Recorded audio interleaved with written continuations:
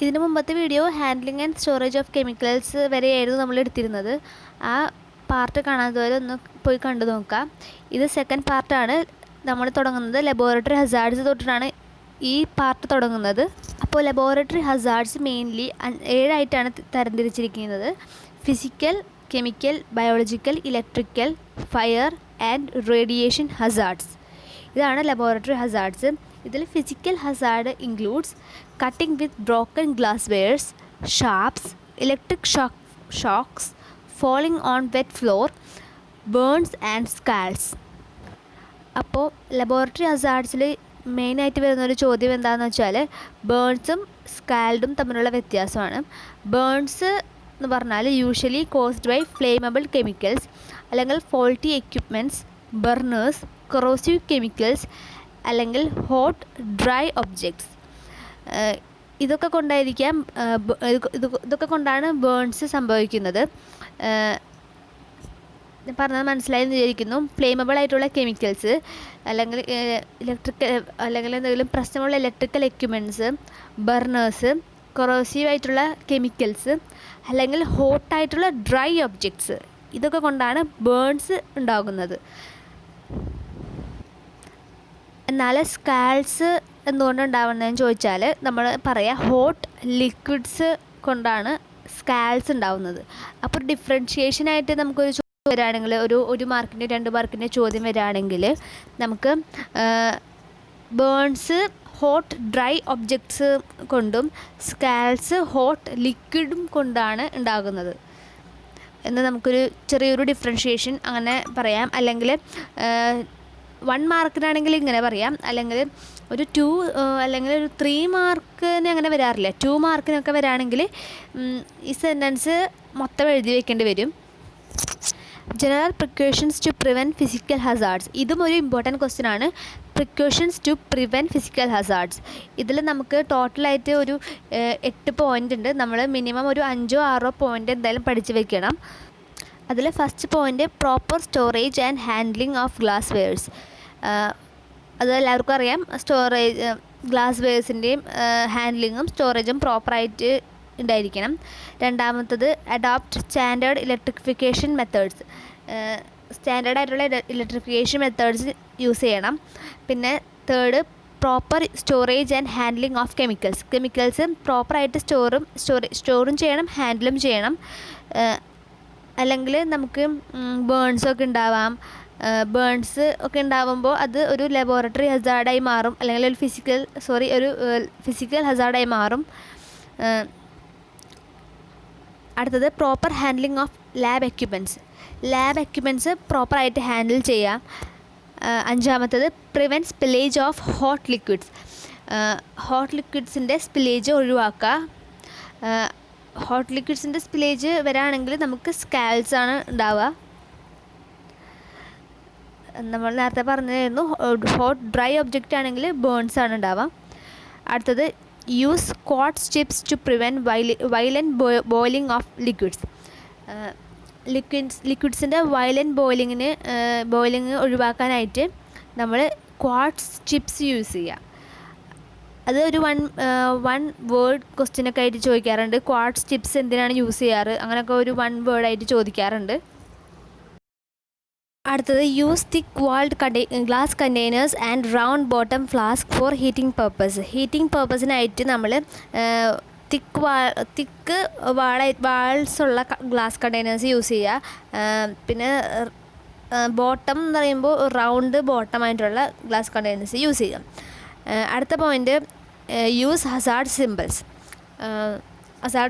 നമ്മൾ യൂസ് ചെയ്യാം. ഇന്ന ഹസാർഡ് വരാൻ സാധ്യതയുണ്ടെന്ന് നമ്മൾ മുൻകരുതലായിട്ട് നമ്മൾ ഹസാർഡ് സിമ്പിൾസ് യൂസ് ചെയ്യാം. അടുത്തത് കെമിക്കൽ ഹസാർഡ്സ് ആണ്. Chemicals are caused by physical contact, ingestion and inhalation of chemicals leads to from minor burns to even life threatening hazards maximum ഒഴിവാക്കാൻ ശ്രമിക്കുക. കെമിക്കൽ ഹസാർഡ്സ് ആണ്. ഫിസിക്കൽ കോണ്ടാക്ട് വഴി ഉണ്ടാവാം, അല്ലെങ്കിൽ inhalation of chemicals leads to form minor burns to even life threatening. അറിയാതെ chemical hazards അങ്ങനെ എന്തെങ്കിലുമൊക്കെ സംഭവിക്കാം. അല്ലെങ്കിൽ ഇൻഹലേഷൻ കൂടെ ഉണ്ടാവാം, അല്ലെങ്കിൽ കെമിക്കൽസ് നമ്മൾ ഇൻഹേൽ ചെയ്യുമ്പോൾ അല്ലെങ്കിൽ അറിയാതെ ഇൻടേക്ക് ചെയ്യാം, അങ്ങനെയൊക്കെ കഴിക്കുകയോ അങ്ങനെയൊക്കെ സംഭവിക്കുമ്പോഴാണ് അല്ലെങ്കിൽ കെമിക്കൽ ഹസാർഡ്സ് കെമിക്കൽസ് ഇൻഹേൽ ചെയ്യാം. കെമിക്കൽ ഹസാർഡ് ഉണ്ടാവുമ്പോൾ റിസൾട്ട് ആയിട്ട് എന്തൊക്കെ സംഭവിക്കാന്ന് ചോദിച്ചാൽ അങ്ങനെ ചെയ്യാൻ പാടില്ല. അങ്ങനെ ചെയ്യുന്നത് വളരെ ഡേഞ്ചറസ് ആയിട്ടുള്ള ഒരു കാര്യമാണ്. ലൈഫ് ത്രെറ്റൻ ആവാൻ സാധ്യതയുണ്ട്. ഇതൊക്കെ ഭീഷണി, ജീവിതം തന്നെ ഭീഷണിയാണ്.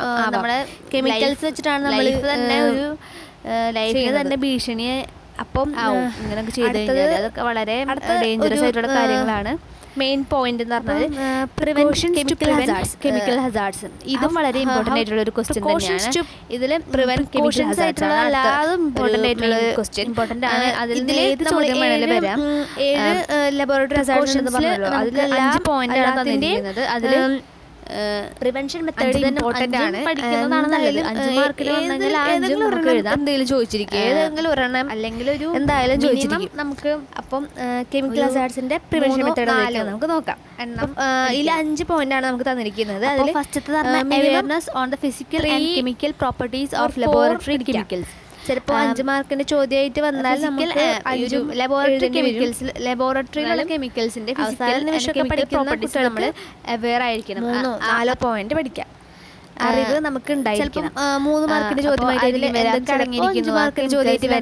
അടങ്ങിയിരിക്കുന്നു, ചോദ്യങ്ങളൊക്കെ അങ്ങനെയൊക്കെ ഡേഞ്ചറസ് ആണെന്ന് നമ്മൾ അറിഞ്ഞിരിക്കണം. ഫസ്റ്റത്തെ പോയിന്റ് പറഞ്ഞാൽ physical and chemical properties of laboratory അത് നമ്മൾ എല്ലാത്തിലും ലബോറട്ടറിയിലുള്ള കെമിക്കൽസിൽ വരുന്ന ഒരു ഫിസിക്കൽ കെമിക്കൽ പ്രോപ്പർട്ടീസിനെ പറ്റിയിട്ടുള്ള ഒരു അറിവ് നമുക്ക് ഉണ്ടായിരിക്കുന്നുണ്ട്.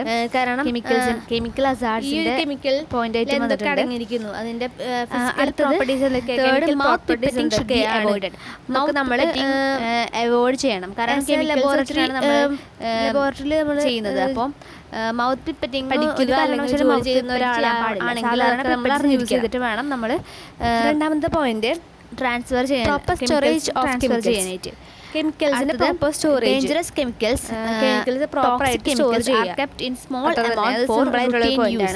രണ്ടാമത്തെ പോയിന്റ് വളരെ ടോക്സിക് ആയിട്ടുള്ള കെമിക്കൽസ് അവോയ്ഡ് ചെയ്യുക. കാരണം കെമിക്കൽസ് വെച്ചിട്ട് നമ്മൾ യൂസ് ചെയ്യാനായിട്ട് നമ്മൾ ഓരോ എക്സ്പെരിമെന്റ്സ് അല്ലെങ്കിൽ ഓരോ, കാരണം കൂടുതൽ എമൗണ്ട് ഒരു ടെസ്റ്റ് ചെയ്യുന്നത് നമ്മൾ യൂസ് ചെയ്യാനായിട്ട് വെക്കില്ല. മൗത്ത് പിപ്പറ്റിംഗ് നമ്മൾ അവോയ്ഡ് ചെയ്യണം, വെക്കണം. അതാണ് അതിന്റെ ഒരു ഡേഞ്ചറസ് കെമിക്കൽസ് നമ്മൾ അല്ലെങ്കിൽ toxic chemicals are kept in small amount for routine use. അടുത്തത് അഞ്ചാമത്തത് യൂസ് സ്ഥിരമായിട്ട് നമ്മൾ ചെയ്യുമ്പോൾ ഡേഞ്ചറസ് കെമിക്കൽസ് ഹസാർഡ്സിൽ പറഞ്ഞ പോലെ ഹസാർഡ് സിംബൽസ് ഒക്കെ നമ്മൾ യൂസ് ചെയ്യാം. ടോക്സിക് ആയിട്ടുള്ള കെമിക്കൽസ് ഒക്കെ വളരെ ഹസാർഡാണ്. ബയോളജിക്കൽ ഹസാർഡ്, ലബോറട്ടറി ഹസാർഡ്സിൽ ഇത് അത്രയ്ക്കും മൂന്നാമത്തെ ഹസാർഡാണ് ബയോളജിക്കൽ ഹസാർഡ്. അതുകൊണ്ട് ബയോളജിക്കൽ ഹസാർഡ് എന്താ നമുക്ക് നോക്കാം.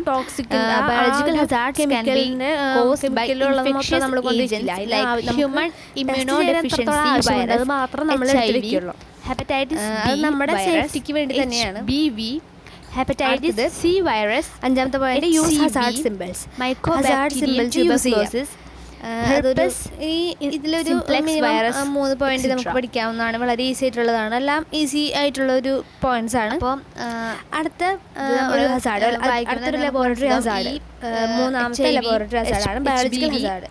ബയോളജിക്കൽ ഹസാർഡ് എങ്ങനെയൊക്കെയാണ് ഉണ്ടാവുന്നത് നമുക്ക് ട്യൂബർക്ലോസിസ് കോസ് ചെയ്യുന്ന microbacterium tuberculosis. Biological hazards can be caused by infectious agents like human immunodeficiency virus, biological hazards ഉണ്ടാവുന്നത്. hepatitis B virus, HBV, hepatitis C virus, HCV, പറയുന്ന വൈറസുകളൊക്കെ നമ്മുടെ ശരീരത്തിലേക്ക് വരുമ്പോഴാണ് അങ്ങനെ ഒരു ഹസാർഡ്, അങ്ങനെ ഒരു ബയോളജിക്കൽ ഹസാർഡ് തന്നെ ഉണ്ടാവുന്നത്. അപ്പം ഇതെങ്ങനെയൊക്കെയാണ് ഉണ്ടാവുന്നത് നമുക്ക് നോക്കാം. വൈറസുകൾ കൊണ്ടാണ് ബയോളജിക്കൽ ഹസാർഡ്സ് ഉണ്ടാവുന്നത്. Prix and cut. അപ്പം ലബോറട്ടറി അനിമൽ ബൈറ്റ്സ് ഇപ്പോൾ നമ്മൾ അപ്പോൾ കണ്ടാമിനേറ്റഡ് ആയിട്ടുള്ള ഫുഡ് അല്ലെങ്കിൽ വാട്ടർ യൂസ് ചെയ്യുമ്പോൾ ബയോളജിക്കൽ ഹസാർഡ്സ് ഉണ്ടാവാം. ഫുഡ് കഴിക്കുകയോ എന്തെങ്കിലും ആഹാരം കഴിക്കാനൊന്നും പാടില്ല. വൈറസ് ആണ് വരുന്നത് വെച്ചാൽ അതായിരിക്കാം ലബോറട്ടറിയിൽ നമ്മളതിന്റെ റിസൾട്ട് ആയിട്ട് വരാം. അപ്പം പലതരം ബയോളജിക്കൽ ഹസാർഡ് ഇരിക്കാം. അപ്പം അവിടെ ഇരുന്നിട്ട് നമ്മൾ ഫുഡ് കഴിക്കുകയോ വെള്ളം കുടിക്കുകയോ ഉണ്ടാകുന്നത് ചെയ്ത് കഴിഞ്ഞാൽ ചിലപ്പോൾ അവിടുത്തെ ഇൻഫെക്ഷ്യൻസ് ഒക്കെ എങ്ങനെയാണ് ചിലപ്പോൾ ഒരു ആളെ കോസ് ഭക്ഷണത്തിന്റെ കൂടെ കഴിക്കാം, അല്ലെങ്കിൽ കോസ് എങ്ങനെയൊക്കെ ഉണ്ടാവും, അല്ലെങ്കിൽ ബയോളജിക്കൽ ഹസാർഡ് എങ്ങനെ contaminated food, needle prix, contaminated ആയിട്ടുള്ള ഫുഡ് അല്ലെങ്കിൽ കണ്ടാമിനേറ്റഡ് ആയിട്ടുള്ള ഒരാളുടെ യൂസ് ചെയ്യുമ്പോഴാണ് ഉണ്ടാവാം. വേറൊരാൾ യൂസ് ചെയ്ത ലബോറട്ടറിയിൽ നമ്മൾ ഒരിക്കലും അറിയാതെ നമ്മുടെ കൈ കഴിക്കുകയോ അല്ലെങ്കിൽ വെള്ളം കുടിക്കുകയോ പാടില്ല. ലബോറട്ടറിയിൽ എന്തെങ്കിലും അങ്ങനെ മുറിവുകളുണ്ടാവുകയോ ചെയ്യാൻ ചെയ്ത് കഴിഞ്ഞാൽ അയാൾക്ക് പലതരം ടെസ്റ്റുകൾ ചെയ്യുന്നതാണ്. ചിലപ്പോൾ അയാൾക്ക് വല്ല അസുഖം ഉണ്ടാവാം. പലതരം പലതരം സ്പെസിമെൻസ് ഉള്ളതാണ്. അതുകൊണ്ട് നമ്മൾ അതാണ് നീഡിൽ പ്രിക്സ് ആൻഡ് കട്ട്സ് എന്ന് യൂസ് ഫുഡ് പറയുന്നത്. ഫുഡ് കഴിക്കുക അല്ലെങ്കിൽ വെള്ളം കുടിക്കുക അടുത്തത് നീഡിൽ പ്രിക്സ് ആൻഡ് കട്ട്സ്. നമ്മളിപ്പം നീഡിൽ പ്രിക്സ് ആൻഡ് കട്ട്സ് പറയുമ്പോൾ ഒരാളെ നമ്മൾ ഇഞ്ചക്ഷൻ ചെയ്ത നീഡിൽ കൊണ്ട് അറിയാതെ വേറൊരാളെ നമുക്ക് ഈ ബയോളജിക്കൽ ഹസാർഡ്സ് എങ്ങനെ പ്രിവെന്റ് ചെയ്യാൻ നോക്കാം. അങ്ങനെ ഇതും ഒരു ഇമ്പോർട്ടന്റ് ആയിട്ടുള്ള ക്വസ്റ്റ്യൻ ആണ്. 7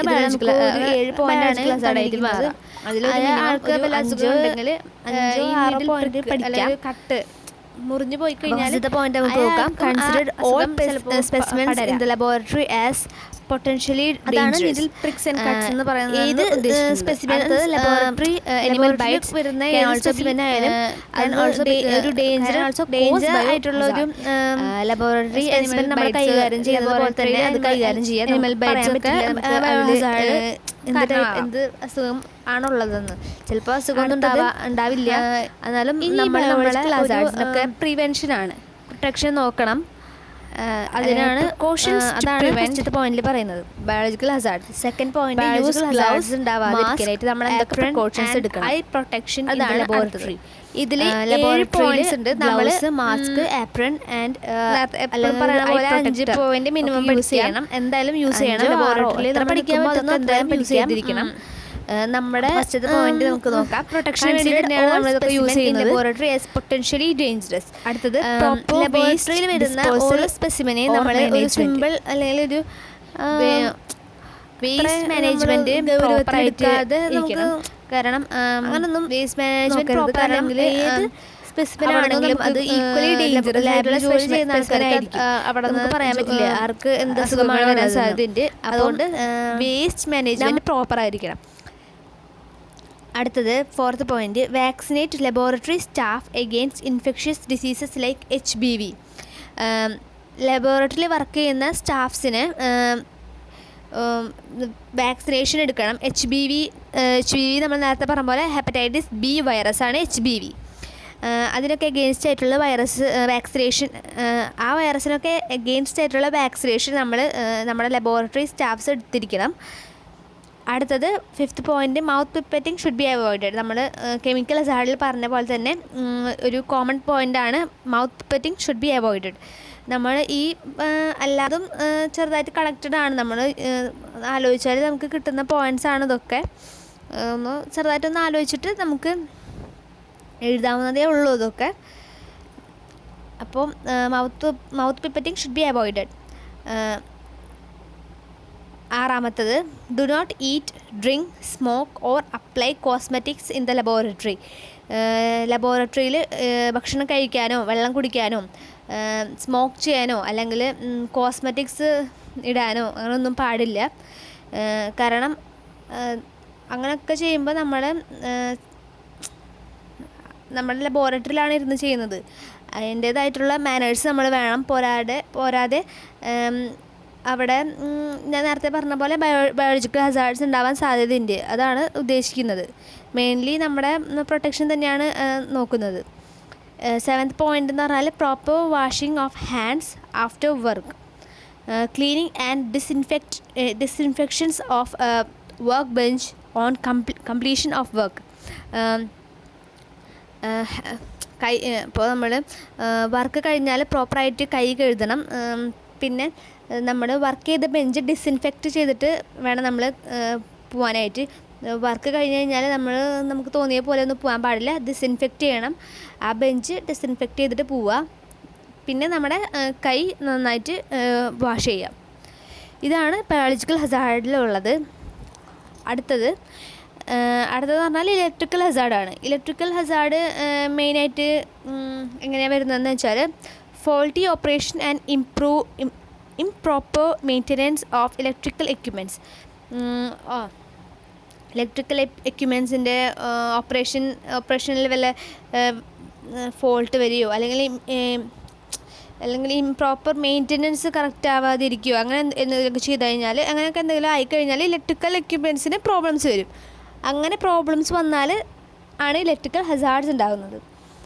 അപ്പം ഇതിൻ്റെ റിസൾട്ടായിട്ട് നമുക്ക് എന്താണ് വരാമെന്ന് വെച്ചാൽ minor burns to severe injuries that may leads to death. Minor burns ഉണ്ടാവാം, അല്ലെങ്കിൽ സിവിയർ ഇഞ്ചുറീസ് ഉണ്ടാവാം, അല്ലെങ്കിൽ നമ്മുടെ മരണത്തിന് തന്നെ കാരണമാകാം. കാരണം ഇലക്ട്രിസിറ്റി ആണ് വെച്ചിട്ടാണ് സംഭവം. അപ്പോൾ എന്ത് വേണമെങ്കിലും സംഭവിക്കാം. അതാണ് ഇലക്ട്രിക്കൽ ഹസാർഡ് കൊണ്ട് ഉദ്ദേശിക്കുന്നത്. ബയോളജിക്കൽ ഹസാർഡിൽ നമ്മൾ അറിയാലോ, നേരത്തെ പറഞ്ഞില്ലേ ഞാൻ, ഹെപ്പറ്റൈറ്റിസ് ബി, പിന്നെ അങ്ങനെയുള്ള അസുഖങ്ങളൊക്കെ, HIV അങ്ങനെയൊക്കെ അസുഖങ്ങളാണ് ബയോളജിക്കൽ ഹസാർഡിൻ്റെ റിസൾട്ടായിട്ട് വരുന്നത്. ഓക്കെ, ഇലക്ട്രിക്കൽ ഹസാർഡിലേക്ക് തിരിച്ചു വരാം നമുക്ക്. ഇത് ഇത്രയുള്ള ഇലക്ട്രിക്കൽ ഹസാർഡ്. ഇനി ഇലക്ട്രിക്കൽ ഹസാർഡിൻ്റെ പ്രിവെൻഷൻ മെത്തേഡ്സൊക്കെ എന്തൊക്കെയാണ് നമുക്ക് നോക്കാം. അപ്പം ഇതിൽ നമുക്ക് ടോട്ടൽ 7 പോയിൻറ്റ്സ് ഉണ്ട്. മിനിമം ഞാൻ പറയുന്നത് 5 പോയിൻറ്റ്സ് പഠിക്കാൻ തന്നെയാണ്. അവസാന നിമിഷം പോണവരാണെങ്കിൽ ഒരു 3-4 പോയിൻറ്റ് പഠിച്ചു വയ്ക്കാം. അപ്പോൾ first point, all electrical equipments should be properly grounded. അപ്പോൾ all electrical equipments properly grounded ആയിരിക്കണം. Second point, overloaded circuits should be avoided. Do not use extension cords ഒന്നും യൂസ് ചെയ്യാൻ പാടില്ല. ഓവർലോഡായിട്ടുള്ള സർക്യൂട്ട്സൊക്കെ നമ്മൾ അവോയ്ഡ് ചെയ്യണം. പിന്നെ third, electrical equipment should not be handled with wet hands. നനഞ്ഞ കൈ കൊണ്ട് നമ്മൾ ഇലക്ട്രിക്കൽ എക്യുപ്മെൻറ്റ്സ് ഹാൻഡിൽ ചെയ്യാൻ പാടില്ല. പിന്നെ നാലാമത്തത്, do not disable any electrical safety features. എന്തെങ്കിലും ഇലക്ട്രിക്കൽ സേഫ്റ്റി ഫീച്ചേഴ്സ് ആ മെഷീനിൽ ഉണ്ടെങ്കിൽ തന്നെ നമ്മളത് ഡിസേബിൾ ചെയ്ത് വെക്കാൻ പാടില്ല. അഞ്ചാമത്തെ point, repair or service should be done by authorised person only. അപ്പോൾ എല്ലാ സ്പെസിഫിനെയും നമ്മൾ പൊട്ടൻഷ്യലി ഡേഞ്ചർ ആവാൻ സാധ്യതയുള്ള ഒരു സ്പെസിഫിനാണെന്ന് വിചാരിച്ചിട്ട് നമ്മൾ കൈകാര്യം ചെയ്യാം. അപ്പം അടുത്ത point, use gloves, mask, apron and eye protector in the laboratory. ലബോറട്ടറിയിൽ നമ്മൾ വർക്ക് ചെയ്യുമ്പോൾ ഗ്ലൗസ് ധരിക്കുക, മാസ്ക് ധരിക്കുക, ആപ്രൺ ധരിക്കുക, ഐ പ്രൊട്ടക്ടർ ധരിക്കുക. ഇതൊക്കെ നമ്മുടെ പ്രൊട്ടക്ഷന് വേണ്ടിയിട്ട് നമ്മൾ എന്തായാലും യൂസ് ചെയ്യണം. മൂന്നാമത്തെ പോയിൻ്റ് എന്ന് പറഞ്ഞാൽ proper waste disposal or management. പ്രോപ്പറായിട്ടുള്ള ഒരു വേസ്റ്റ് ഡിസ്പോസൽ അല്ലെങ്കിൽ മാനേജ്മെൻറ്റ് ഉണ്ടായിരിക്കണം. കാരണം ആ രീതിയിൽ നമുക്ക് ബയോളജിക്കൽ ഹസാർഡ്സ് ഉണ്ടാവാൻ സാധ്യതയുണ്ട്. അതുകൊണ്ടാണ് പ്രോപ്പറായിട്ടുള്ളൊരു വേസ്റ്റ് മാനേജ്മെൻറ്റ് ഉണ്ടാവണം. അതാണ് മൂന്നാമത്തെ പോയിൻറ്റ്. നാലാമത്തെ point, vaccinate laboratory staffs against infectious diseases like HBV. Laboratory സ്റ്റാഫ്സിന് വാക്സിനേഷൻസ് എടുക്കണം. HBV നമ്മൾ നേരത്തെ പറഞ്ഞ പോലെ ഹെപ്പറ്റൈറ്റിസ് ബി വൈറസാണ് HBV. അതിനൊക്കെ അഗെയിൻസ്റ്റ് ആയിട്ട് നമ്മൾ വാക്സിനേഷൻ ലബോറട്ടറി സ്റ്റാഫ്സൊക്കെ എടുക്കണം. അഞ്ചാമത്തെ point, mouth pipetting should be avoided. Mouth pipetting avoid ചെയ്യുക. നമ്മൾ കെമിക്കൽ ഹസാർഡിൽ പറഞ്ഞ പോലെ തന്നെ മൗത്ത് പിപ്പറ്റിംഗ് അവോയ്ഡ് ചെയ്യുക. അടുത്തത് ആറാമത്തെ point, do not eat, drink, smoke and apply cosmetics in the laboratory. അതൊന്നും നമ്മൾ ചെയ്യാൻ പാടില്ല. ഭക്ഷണം കഴിക്കാനോ വെള്ളം കുടിക്കാനോ അല്ലെങ്കിൽ സ്മോക്ക് ചെയ്യാനോ കോസ്മെറ്റിക്സ് ഇടാനോ അങ്ങനെയൊന്നും പാടില്ല ലബോറട്ടറിയിൽ. അതൊക്കെ പ്രോഹിബിറ്റഡ് ആണ്. ഏഴാമത്തെ point, proper washing of hands after work, clean and disinfect of work bench on completion of work. Work കഴിഞ്ഞ് കഴിഞ്ഞാൽ നമ്മൾ ബെഞ്ച് ഡിസിൻഫെക്റ്റ് ചെയ്തിട്ട് വേണം പോകാനായിട്ട്. അല്ലാണ്ട് അത് നമ്മൾ അങ്ങനെ ഇട്ട് പോകരുത്. ഡിസിൻഫെക്റ്റ് ചെയ്ത് ക്ലീൻ ചെയ്തിട്ട് വേണം പോകാനായിട്ട്. അത് കഴിഞ്ഞ് നമ്മുടെ വർക്ക് ചെയ്ത് കഴിഞ്ഞാൽ അപ്പോൾ തന്നെ നമ്മുടെ ഹാൻഡ്സ് നമ്മൾ നന്നായിട്ട് വാഷ് ചെയ്യണം. ഇതൊക്കെയാണ് ബയോളജിക്കൽ ഹസാർഡ്സ് പ്രിവെൻറ്റ് ചെയ്യാനായിട്ടുള്ള മെത്തേഡ്സ് അല്ലെങ്കിൽ പ്രിക്കോഷൻസ് എടുക്കാൻ. ഇതൊക്കെയാണ് പ്രിക്കോഷൻസ്. അപ്പോൾ 7 പ്രിക്കോഷൻസ് ഉണ്ട്. അടുത്തത് ഇലക്ട്രിക്കൽ ഹസാർഡാണ്. ഇലക്ട്രിക്കൽ ഹസാർഡ് എങ്ങനെ ഉണ്ടാവുന്നതെന്ന് നമുക്ക് നോക്കാം. Electrical hazards are caused by faulty operation and improper maintenance of electrical equipments. Electrical എക്യുപ്മെൻറ്റ്സിൻ്റെ ഫോൾട്ടി ഓപ്പറേഷൻസ് അല്ലെങ്കിൽ ഇംപ്രോപ്പർ ആയിട്ടുള്ള മെയിൻ്റനൻസ് കൊണ്ടാണ് ഇലക്ട്രിക്കൽ ഹസാർഡ്സ് ഉണ്ടാവുന്നത്. ഇതിൻ്റെ റിസൾട്ട് എന്താണെന്ന് നമുക്ക് നോക്കാം. Minor burns to severe injuries that may leads to death. അടുത്തത് നമുക്ക് പ്രിക്കോഷൻസ് നോക്കാം. Precautions to prevent electrical hazards. ഇതിൽ ടോട്ടൽ 7 പോയിൻറ്റ്സ് ഉണ്ട്. അതിൽ first point, all electrical equipment should be properly grounded. All electrical equipment should be properly grounded. Second point, overload circuit should be avoided. Do not use extension cords. Extension cords use ചെയ്യാൻ പാടില്ല. പിന്നെ ഓവർലോഡായിട്ടുള്ള circuit avoid ചെയ്യണം. മൂന്നാമത്തത്, electrical equipment should be handled with wet hands. Should not be handled with wet hands. Electrical equipments wet hand വെച്ചിട്ട് നമ്മൾ handle ചെയ്യാൻ പാടില്ല, യൂസ് ചെയ്യാനൊന്നും പാടില്ല. അടുത്തത്, do not disable any electrical safety features. എന്തെങ്കിലും ആ മെഷീനിൽ എന്തെങ്കിലും ഇലക്ട്രിക്കൽ സേഫ്റ്റി ഫീച്ചേഴ്സ് എന്തെങ്കിലും ഉണ്ടെങ്കിൽ അതൊന്നും ഡിസേബിൾ ചെയ്ത് വെക്കാൻ പാടില്ല. അഞ്ചാമത്തത്, repair or service should be done by authorised person only. എന്തെങ്കിലും റിപ്പയറിങ്ങോ അല്ലെങ്കിൽ എന്തെങ്കിലും സർവീസസ് ഒക്കെ ഉണ്ടെങ്കിൽ അതറിയുന്ന ആൾക്കാരെ കൊണ്ട് തന്നെ ചെയ്യിപ്പിക്കണം. പിന്നെ അടുത്ത പോയിൻ്റ്, 6ാമത്തെ point, do not use equipments for a task not design for it. ഒരു എക്യുപ്മെൻറ്റ് ഇപ്പോൾ ഒരു ടാസ്കിനുള്ള അതിനൊരു പർട്ടിക്കുലർ ടാസ്ക് ഉണ്ടാവും. അതിനല്ലാതെ വേറെ ടാസ്കിനൊന്നും ആയിട്ട് യൂസ് ചെയ്യാൻ പാടില്ല. പിന്നെ 7ാമത്തെ point, do not leave equipment switched on when it is not in use. Equipments നമ്മളിപ്പം വല്ല എക്യുപ്മെൻറ്റ്സൊക്കെ യൂസ് ചെയ്ത് കഴിഞ്ഞിട്ട് ഓണാക്കിയിട്ടിട്ട് പോകരുത്.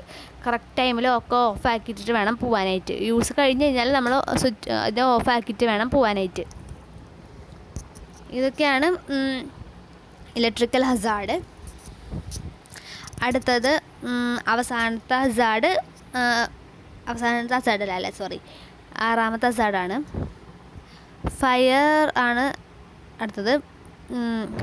Fire in laboratory may occur due to naked flames, electrical overloading, flammable reagent and smoking in the laboratory. ഇപ്പോൾ ലബോറട്ടറിയിൽ ഫയറൊക്കെ എങ്ങനെയൊക്കെ ഉണ്ടാവാം. Naked ആയിട്ടുള്ള ചെറിയ സ്പാർക്കുകളോ അങ്ങനെ എന്തെങ്കിലും ഉണ്ടാവാം. അല്ല, ഇലക്ട്രിക്കൽ ഓവർലോഡിങ് കൊണ്ട് ഉണ്ടാവാം. പിന്നെ ഫ്ലെയിമബിൾ ആയിട്ടുള്ള റിയേജൻസ് കൊണ്ട് ഫയർ ഉണ്ടാവാം.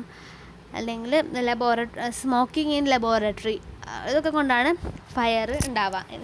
അല്ലെങ്കിൽ ഒരു ഫയർ ഹസാർഡ് ഉണ്ടാവുന്നത്. പിന്നെ പ്രിക്കോഷൻസ് ആയിട്ട് യൂസ് ചെയ്യുന്നത് prevention to electrical hazards in laboratory. ഇതിൽ മെയിനായിട്ട് ഫയർ ഉണ്ടാവുന്നത് തന്നെ മെയിനായിട്ട് ഇലക്ട്രിക്കൽ ഹസാർഡ് കൊണ്ടാണ്. അതുകൊണ്ടാണ് ഇങ്ങനെ എഴുതിയിട്ടുള്ളത്. ഫസ്റ്റ് പോയിൻ്റ്, ഇതിലാകെ 4 പോയിൻ്റ് ഉള്ളൂ. അപ്പോൾ 4 പോയിൻ്റ് എന്തായാലും പഠിച്ച് വെക്കണം. First point, instead of open flame use hot plates. Open ആയിട്ടുള്ള ഫ്ലെയിംസിന് പകരമായിട്ട് ഹോട്ടായിട്ടുള്ള പ്ലേറ്റ്സ് യൂസ് ചെയ്യാം. അപ്പോൾ ഫയർ ഹസാർഡൊക്കെ കുറച്ച് കുറയും. നമുക്ക് പ്രിവെൻറ്റ് ചെയ്യാം. Second, store flammable and explosive chemicals properly. Flammable ആയിട്ടുള്ളെങ്കിൽ അല്ലെങ്കിൽ എക്സ്പ്ലോസീവ് ആയിട്ടുള്ള കെമിക്കൽസൊക്കെ പ്രോപ്പറായിട്ട് യൂസ് ചെയ്യണം, സ്റ്റോർ ചെയ്യണം, പ്രോപ്പറായിട്ട് അത് സ്റ്റോർ ചെയ്യണം. മൂന്നാമത്തത് install fire extinguisher in the laboratory. All lab person should know the location of fire extinguisher and how to use it. എല്ലാ ലബോറട്ടറിയിലും ഒരു ഫയർ എക്സ്റ്റിങ്ക്വിഷർ ഉണ്ടാവണം. പിന്നെ അവിടെയുള്ള എല്ലാ സ്റ്റാഫ്സിനും അല്ലെങ്കിൽ ലാബ് പേഴ്സണിനും അറിയണം ഫയർ എക്സ്റ്റിങ്ക്വിഷർ എവിടെയാണ് ഇരിക്കുന്നതും എങ്ങനെയാണത് യൂസ് ചെയ്യേണ്ടതെന്നും അവിടെയുള്ള ലാബ് പേഴ്സണിന് അറിഞ്ഞിരിക്കണം. നാലാമത്തത് in case of fire escape through fire exit route. Fire exit റൂട്ടിൽ കൂടെ നമ്മൾ എക്സിറ്റ് ചെയ്യാം. അടുത്തതൊരു ചെറിയൊരു പാരഗ്രാഫായിട്ട് ഫയർ എക്സ്റ്റിങ്ക്വിഷറിനെ പറ്റിയിട്ട് ഒരു ചെറിയൊരു പാരഗ്രാഫ് ഉണ്ട്, അതൊന്ന് ചെറുതായിട്ടൊന്ന് ഞാൻ വായിക്കാം. A fire extinguisher is a fire protection device used to control small fires in emergency situations. അപ്പം വേണമെങ്കിൽ ഒരു വൺ വേർഡായിട്ട് വരാം, ഫയർ എക്സ്റ്റിങ്ക്വിഷർ എന്താണെന്ന് എന്നൊരു ചോദ്യം വന്നാൽ ഈ ഒരു ഫസ്റ്റത്തെ സെൻറ്റൻസ് വേണം എഴുതാനായിട്ട്. അങ്ങനെ വരാൻ സാധ്യത ചിലപ്പോൾ വരാം, എന്ത് വേണമെങ്കിലും വരാം, നമുക്ക് പറയാൻ പറ്റില്ല. അടുത്തത് typically A fire extinguisher consist of A hand held cylinder pressure vessel containing agents which can be discharged to extinguish a fire. Okay. അപ്പോൾ ഫയർ എക്സ്റ്റിങ്ക്വിഷർ എന്തൊക്കെയുണ്ട്, ഒരു ഫയർ എക്സ്റ്റിങ്ക്വിഷറിൽ എന്തൊക്കെയുണ്ടെന്ന് വേണമെങ്കിൽ ഒരു ചോദ്യം ചോദിക്കാം ഈ ഒരു സെൻറ്റൻസിൽ നിന്ന്. അടുത്തത് different type of fire extinguishers are now available for managing different classes of fires. Fire extinguishers for ABC type fires are commonly used in laboratory. Okay, പലതരം ഫയർ എക്സ്റ്റിങ്ക്വിഷേഴ്സ് ഇപ്പോൾ ഉണ്ട്. അത് ABC ടൈപ്പ് ഫയർ എക്സ്റ്റിങ്ക്വിഷറാണ് ലബോറട്ടറിയിൽ common ആയിട്ട് use ചെയ്യുന്നത്. അതൊരു one വേർഡായിട്ട് നമുക്ക് ചിലപ്പോൾ വരാം. അടുത്ത ഹസാർഡ് റേഡിയേഷൻ ഹസാർഡാണ്. Radiation hazards are caused by improper handling of radioactive chemicals. Various analytical procedures like RIA, radioimmunoassay, demand use of radioactive substances in a laboratory. അപ്പോൾ റേഡിയേഷൻ ഹസാർഡ്സ് എങ്ങനെയൊക്കെ ഉണ്ടാവുന്നതെന്ന് വെച്ചാൽ റേഡിയോ ആക്റ്റീവ് കെമിക്കൽസ് കൊണ്ടാണ് radiation hazards ഉണ്ടാവുന്നത്. പിന്നെ X-ray unit and other nuclear medicine procedures are also can also causes radiation hazards. X-ray units അല്ലെങ്കിൽ nuclear medicine procedures ഒക്കെ radiation hazards cause ചെയ്യാൻ കാരണമാകുന്നു. അപ്പോൾ general precautions to prevent radiation, എന്തൊക്കെയാണ് precautions to prevent, എന്തൊക്കെ പ്രിക്കോഷൻസാണ് നമ്മൾ എടുക്കേണ്ടതെന്ന് നമുക്ക് നോക്കാം. ഇതിൽ 5 പോയിൻ്റ് ഉണ്ട്, നിങ്ങൾക്ക് പറ്റുന്ന അത്രയ്ക്ക് പഠിക്കുക. ഫസ്റ്റത്തെ point, radioactive materials should be stored in lead shield container properly labeled with identity. അപ്പം radioactive materials lead shield കണ്ടെയ്നേഴ്സിലായിരിക്കണം സൂക്ഷിക്കേണ്ടത്, സ്റ്റോർ ചെയ്യേണ്ടത്.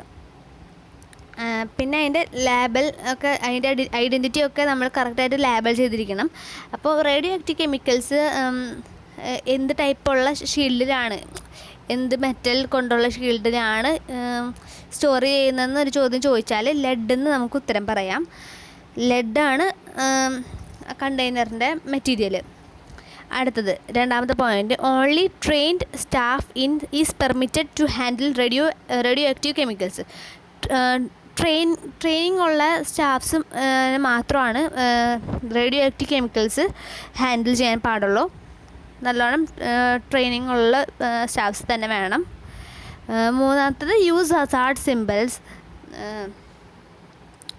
പിന്നെ നാലാമത്തത് the staff should wear safety spectacles, disposable gloves and personal ഡോസ്മെട്രസ്.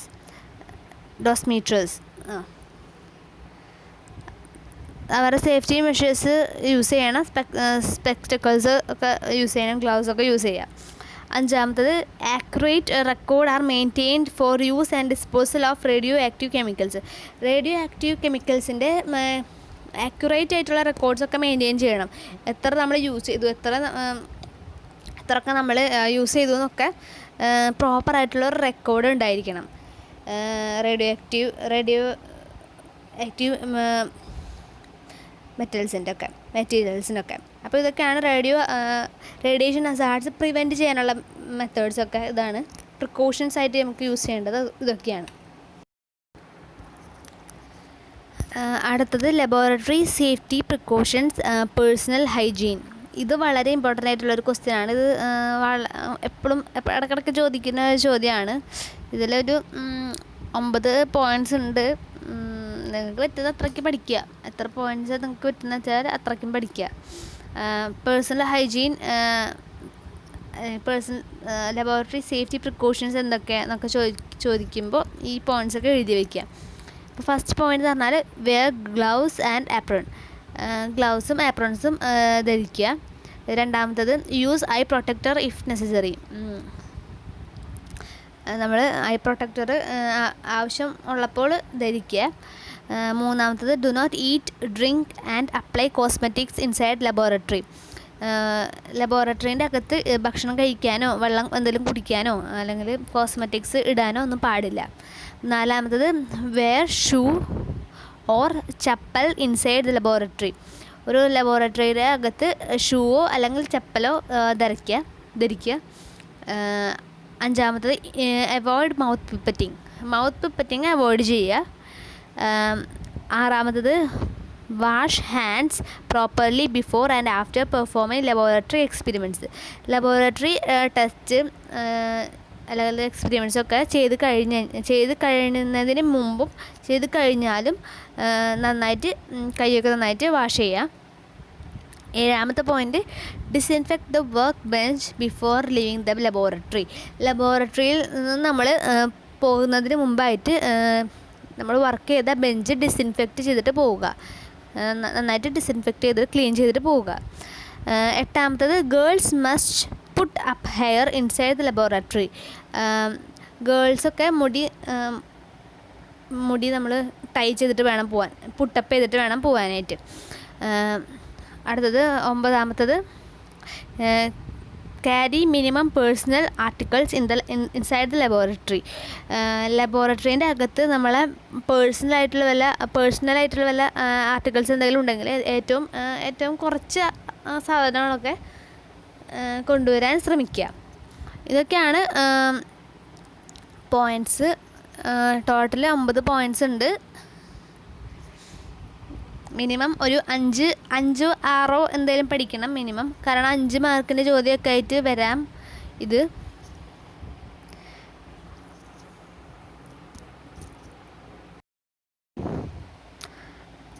അടുത്തത് first aid practices in laboratory. ലബോറട്ടറിയിൽ നമ്മൾ എന്തെങ്കിലും ഫസ്റ്റ് എയ്ഡ് എന്തെങ്കിലും കൊടുക്കേണ്ടി വന്നാൽ നമ്മൾ എന്തൊക്കെ ചെയ്യണം എന്നാണ് ഇതിൽ പറയുന്നത്. First aid is the help given immediately to an injured person. ഒരു ഇഞ്ചേർഡ് പേഴ്സണിൽ ഇമീഡിയറ്റായിട്ട് നമ്മൾ കൊടുക്കുന്ന ഹെൽപ്പാണ് first aid. For example, first aid helps an injured to avoid excessive bleeding from an injury until medical attention has obtained. ഒരു bleeding ആയിട്ടുള്ള ഒരു person നമ്മളൊരു ഫസ്റ്റ് എയ്ഡ് കൊടുക്കുമ്പോൾ ആ ബ്ലീഡിങ് ഇത്തിരി കുറയും. നമ്മളൊരു ഹോസ്പിറ്റലിലേക്ക് എത്തുന്നതിന് മുമ്പായിട്ട് നമ്മൾ കൊടുക്കുന്ന ഒരു കാര്യമാണ് ഫസ്റ്റ് എയ്ഡ്. ഇത് നമുക്ക് എല്ലാവർക്കും അറിയുന്നൊരു കാര്യമാണ്. അടുത്തതായിട്ട് a quick and confident approach of first aider can save life from an emergency condition എന്നൊക്കെ പറഞ്ഞിട്ടുണ്ട്. അടുത്തത് common first aid procedures are given below. ഇതാണ് ഇമ്പോർട്ടൻ്റ് ആയിട്ടുള്ളത്. Injured injuries caused by broken glasses കൊണ്ട് ഉണ്ടാകുന്ന ഇഞ്ചുറീസൊക്കെ. അങ്ങനെ എന്തെങ്കിലും ഇഞ്ചുറീസൊക്കെ ഉണ്ടാവുകയാണെങ്കിൽ നമ്മൾ എന്ത് ഫസ്റ്റ് എയ്ഡ് വേണം എടുക്കാൻ, അതാണ് ഇപ്പോൾ പറയുന്നത്. Wash the wound immediately to remove any glass pieces. അപ്പോൾ നമ്മൾ ഒരു ഗ്ലാസ് ബ്രോക്കൺ ഇഞ്ചുറീസൊക്കെ എന്തെങ്കിലും വരികയാണെങ്കിൽ ആദ്യം ആ പ്ലേസ് വൂണ്ടുള്ള മുറിവുള്ള ഭാഗം വാഷ് ചെയ്യുക. എന്നിട്ട് ഗ്ലാസ് പീസ് എന്തെങ്കിലും വൂണ്ടിൽ ഇരിക്കുന്നുണ്ടെങ്കിൽ അത് ഇമ്മീഡിയറ്റ് ആയിട്ട് നമ്മൾ റിമൂവ് ചെയ്യണം. അടുത്തത് apply mercurochrome or acriflavine ointment to the wound and cover with gauze and adhesive tape. അടുത്തതെന്ന് വെച്ചാൽ നമ്മളവിടെ ആ വൂണ്ടിൽ എക്രിഫ്ലേവിൻ ഓയിൽമെൻറ്റ് ആ വൂണ്ടിൽ നമ്മൾ പുരട്ടണം. അല്ലെങ്കിൽ അത് കഴിഞ്ഞിട്ട് നമ്മൾ ഗോസ് വെച്ചിട്ട് നന്നായിട്ട് കവർ ചെയ്യുക. എന്നിട്ട് ടേപ്പ് വെച്ചിട്ടോ അല്ല എന്തെങ്കിലുമൊക്കെ വെച്ചിട്ട് നമ്മൾ ആ ഭാഗം നന്നായിട്ട് കവർ ചെയ്യണം. അതാണ് ഏറ്റവും ഫാസ്റ്റായിട്ട് നമുക്ക് അങ്ങനെ ഉണ്ടാവുകയാണെങ്കിൽ ഏറ്റവും ഫാസ്റ്റായിട്ട് നമുക്ക് കൊടുക്കാൻ പറ്റുന്നൊരു ഫസ്റ്റ് എയ്ഡ് അതാണ്. അടുത്തത് acid or alkali splashes on the skin. ആദ്യം പ്ലേസ് നന്നായിട്ട് വാഷ് ചെയ്യുക, വാഷ് തെറോലി. പിന്നെ bath the affected skin with cotton wool soaked in 5% aqueous sodium carbonate if acid ആണെങ്കിൽ അക്വസ് സോഡിയം കാർബണേറ്റ് ആണ് നമ്മൾ യൂസ് ചെയ്യേണ്ടത്. ഇനിയിപ്പോൾ നമ്മൾ ആൽക്കലിയാണ് സ്പ്ലാഷ് ചെയ്തതെന്ന് വെച്ചാൽ 5% അസിറ്റിക് ആസിഡ് അല്ലെങ്കിൽ അൺഡൈല്യൂട്ടഡ് വിനീഗർ വേണം യൂസ് ചെയ്യാനായിട്ട്. ഇതാണ് മെയിനായിട്ട് ചോദിക്കുന്ന ചോദ്യം.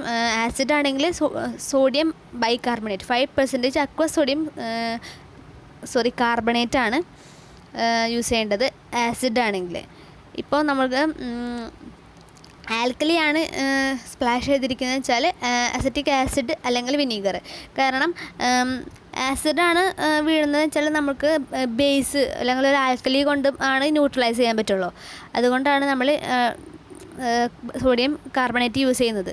ഇപ്പോൾ ആൽക്കലി ആണ് സ്പ്ലാഷ് ചെയ്തിരിക്കുന്നതെന്ന് വിചാരിച്ചാൽ നമ്മൾ ആസിഡാണ് യൂസ് ചെയ്യേണ്ടത്. കാരണം അത് ന്യൂട്രലൈസ് ചെയ്യാൻ വേണ്ടിയിട്ട് അസറ്റിക് ആസിഡാണ് നമ്മൾ യൂസ് ചെയ്യുക. 5% അസറ്റിക് ആസിഡ് അല്ലെങ്കിൽ അൺഡൈല്യൂട്ടഡ് വിനീഗറാണ് യൂസ് ചെയ്യേണ്ടത്. അടുത്തത് acid or alkali splashes in the eye. നമ്മുടെ കണ്ണിലേക്ക് ആസിഡോ ആൽക്കലിയോ സ്പ്ലാഷ് ചെയ്താൽ നമ്മൾ എന്ത് ചെയ്യണം, ഫസ്റ്റ് എയ്ഡായിട്ട് എന്ത് ചെയ്യണം എന്നാണ് അടുത്തത് പറയുന്നത്. Water spray from a water bottle or rubber bulb into the medical corner of the eye. കണ്ണിൻ്റെ ഭാഗത്ത് നമ്മൾ വെള്ളം സ്പ്രേ ചെയ്ത് കൊടുക്കുക. അടുത്തത് ഫസ്റ്റ് അതാണ് ചെയ്യേണ്ടത്. ഫസ്റ്റ് സ്റ്റെപ്പ് അതാണ്. ആൽക്കലി ആസിഡ് ആയാലും ഫസ്റ്റ് സ്റ്റെപ്പ് അതാണ്. അടുത്തത് put 4 drops of 2% aqueous sodium bicarbonate if acid ആണെങ്കിൽ 2% അക്വസ് സോഡിയം ബൈകാർബണേറ്റ്. ഇവിടെ സോഡിയം ബൈകാർബണേറ്റ് ആണ് ഐസിൽ. സ്കിന്നിലാവുമ്പോൾ സോഡിയം കാർബണേറ്റ് ആണ് യൂസ് ചെയ്യുന്നത്. അത് വ്യത്യാസമുണ്ട്. അത് നമ്മൾ ഇമ്പോർട്ടൻ്റ് ആയിട്ട് വേണമെങ്കിൽ നമുക്ക് ചിലപ്പോൾ തെറ്റിപ്പോവാൻ സാധ്യതയുള്ളൊരു ചോദ്യമാണത്. അപ്പോൾ ആസിഡ് ആണെങ്കിൽ 2% അക്വസ് സോഡിയം ബൈകാർബണേറ്റ് ആണ്. ആൽക്കലി ആണ് എന്ന് വെച്ചാൽ saturated solution of boric acid saturated solution of boric acid ആണ് യൂസ് ചെയ്യുന്നത്. നമ്മളിപ്പോൾ അടുത്തത് സ്വോളോയിങ് ആസിഡ്. നമ്മൾ ആസിഡ് സ്വോളോ ചെയ്യണം. മൗത്ത് പിപ്പറ്റിംഗ് ഒക്കെ ചെയ്യുമ്പോൾ ചിലപ്പോൾ സ്വോളോ ചെയ്ത് പോകാൻ സാധ്യതയുണ്ട്. അപ്പോൾ അങ്ങനെ എന്തെങ്കിലും സംഭവിക്കുകയാണെങ്കിൽ ആസിഡാണ് സ്വോളോ ചെയ്യുന്നത് വെച്ചാൽ the patient drink 5% soap solution immediate ആയിട്ട് നമ്മൾ വേഗം കുടിക്കണം. കാരണം ആസിഡാണ് ന്യൂട്രലൈസ് ചെയ്യാൻ വേണ്ടിയിട്ട് നമുക്ക് ബേസ് വേണം. അതുകൊണ്ടാണ് ബേസ് നമ്മൾ 5% സോപ്പ് ഒരു ബേസാണ്. അപ്പോൾ സോപ്പ് സൊല്യൂഷൻ നമ്മൾ ഡ്രിങ്ക് ചെയ്യണം ഇമ്മീഡിയറ്റ് ആയിട്ട്. പിന്നെ make him gargle with soap solution വെച്ച് നന്നായിട്ട് ഗാർഗിൾ ചെയ്യാൻ പറയണം, ഗാർഗിൾ ചെയ്യിപ്പിക്കണം. അടുത്തത് give him 3 or 4 glasses of ordinary water 3-4 glass ordinary water കുടിക്കാനായിട്ട് കൊടുക്കുക. അത് കഴിഞ്ഞിട്ട് if lips and tongue are burned by acid rinse thoroughly with water. ചുണ്ടും നാക്കുമൊക്കെ ആസിഡ് വെച്ചിട്ട് ആസിഡ് കൊണ്ട് ബേൺ ആയിട്ടുണ്ടെങ്കിൽ നന്നായിട്ട് വാട്ടർ കൊണ്ട് റിൻസ് ചെയ്യണം. പിന്നെ 2% aqueous sodium ബൈകാർബണേറ്റ് കൊണ്ട് നന്നായിട്ട് എന്താ പറയുക, നന്നായിട്ട് റിൻസ് ചെയ്യുക. ആസിഡ് ആയതുകൊണ്ട് 2% aqueous sodium ബൈകാർബണേറ്റ് ആണ് യൂസ് ചെയ്യുന്നത്. അപ്പോൾ ഇന്നത്തേക്ക് ഇത്രയുള്ള ക്ലാസ്, പാർട്ട് 2 ആണിത്. ഇപ്പം തന്നെ വളരെ ലെങ്ത്ത് കൂടിയിട്ടുണ്ട്. അപ്പം ഇനി പാർട്ട് 3 ഉണ്ടാകും. ഇനി കുറച്ച് പാർട്ടും കൂടി ഉള്ളൂ നമുക്ക് കവർ ചെയ്യാനായിട്ട്. അപ്പോൾ നിങ്ങൾക്ക് ഈ വീഡിയോ ഇഷ്ടപ്പെടുന്നതെന്ന് വെച്ചാൽ നിങ്ങൾ എന്തായാലും കമൻറ്റ് ചെയ്യാൻ മറക്കരുത്. സബ്സ്ക്രൈബ് ചെയ്യാത്ത ആരെങ്കിലും ഉണ്ടെങ്കിൽ സബ്സ്ക്രൈബ് ചെയ്യുക. പിന്നെ ഞാൻ ഇമ്പോർട്ടൻ്റ് ആയിട്ടുള്ള ക്വസ്റ്റ്യൻസൊക്കെ ഞാൻ ഈ ചാനലിലൂടെ പറയുന്നുണ്ട്. പിന്നെ ഞാൻ ക്വസ്റ്റ്യൻ പേപ്പേഴ്സൊക്കെ നിങ്ങളുമായിട്ട് ഷെയർ ചെയ്യാം. ലാസ്റ്റ് ഇയറൊക്കെ ഷെയർ ചെയ്യാം ഞാൻ നിങ്ങളായിട്ട്. അപ്പം നിങ്ങൾക്ക് എൻ്റെ ചാനൽ ഇഷ്ടപ്പെട്ടാൽ നിങ്ങൾ സബ്സ്ക്രൈബ് ചെയ്യാൻ മറക്കരുത്. അപ്പോൾ നമുക്ക് പാർട്ട് 3 ആയിട്ട് കാണാം. ബൈ.